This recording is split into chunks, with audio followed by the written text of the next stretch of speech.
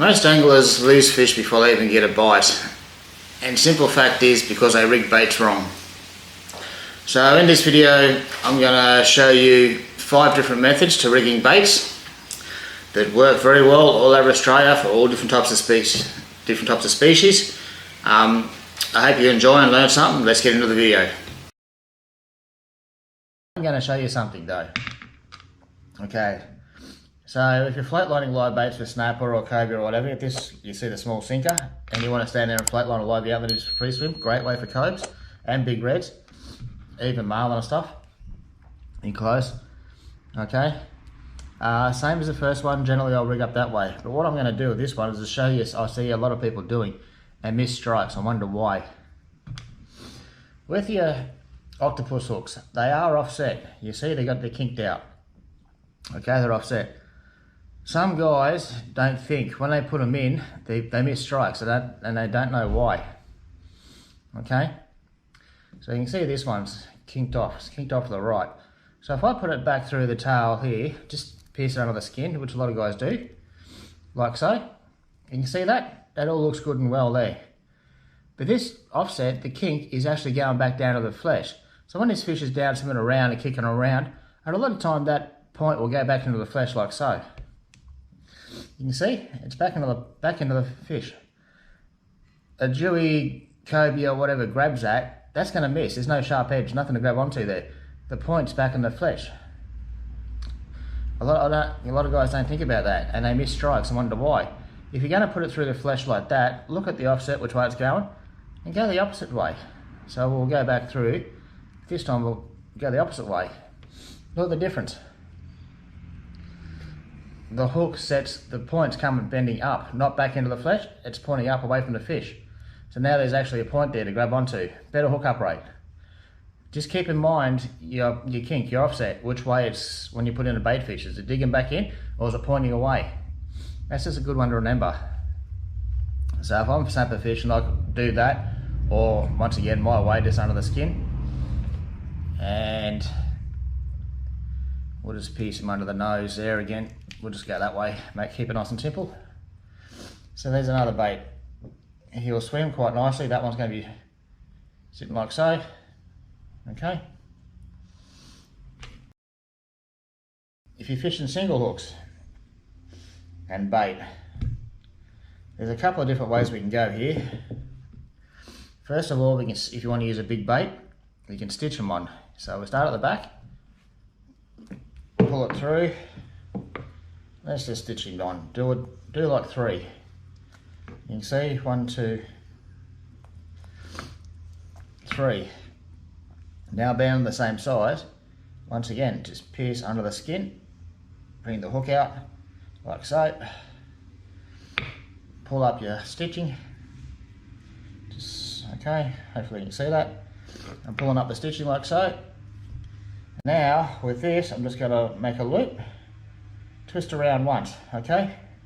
That's a half hitch. Put it over the tail, pull tight. There's another big bait that float down for a snapper. How's that?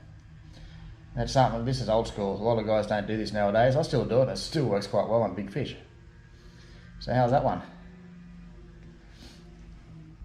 Okay. And instead of cutting up another bait and making another rig, this one too, if that bait's a bit big for you and you don't like that one, do what I done with the last one, the yaki here.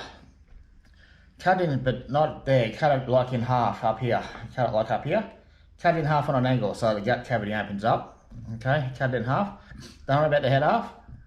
With the tail bit, same deal. Hook, just pierce under the skin here. 1 or 2 hitches there, 1 or 2 wraps through it. I can't even think what that is now.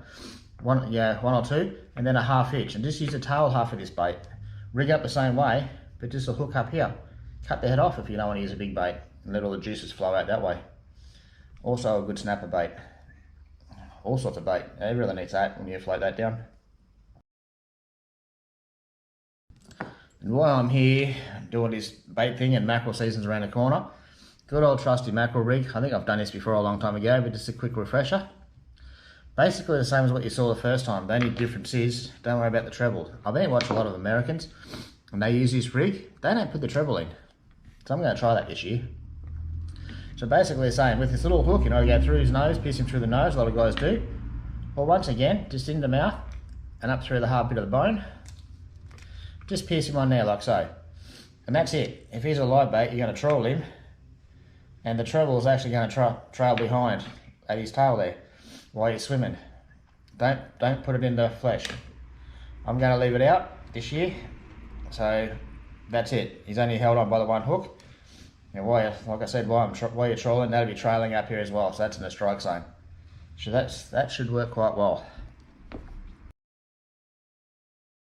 I worry about the leader, guys. I'll just use a hook. Just something I want to show you as well. Out in the fads, this is a good one for out in the fads. People are live baiting all the time, but they're hooking up their live baits generally this way. And dolphin fish can be really picky and fussy at times.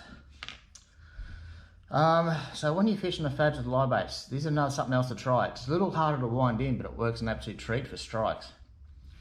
Okay, you got your livey, you got your hook, you got your leader, so it's going to be unweighted. You're going to flick him out of the fad looking for dolphin fish. Instead of rigging them up this sort of way, do this, guys. Remember the offset, so we're going to go through this way. So just pierce him lightly, pierce him under the tail. Okay, so you can see the hooks offset, it's out away from the fish. Drop him at the back of the boat like so. Open up your bail arm, let him free swim. This fish is automatically just going to take off and dive down deep, not across the surface or dragged by the nose and the current where you want it to go. Just open your bail arm. This fish is going to be free swimming. He's going to look natural, and his general instincts is go down deep, and generally that's where we find the bigger ones when they start diving deep. So just drop him in the back of the boat. He's going to take off like so. Bail arm open, no restrictions. That's a really good way to find dolphin fish at the fads.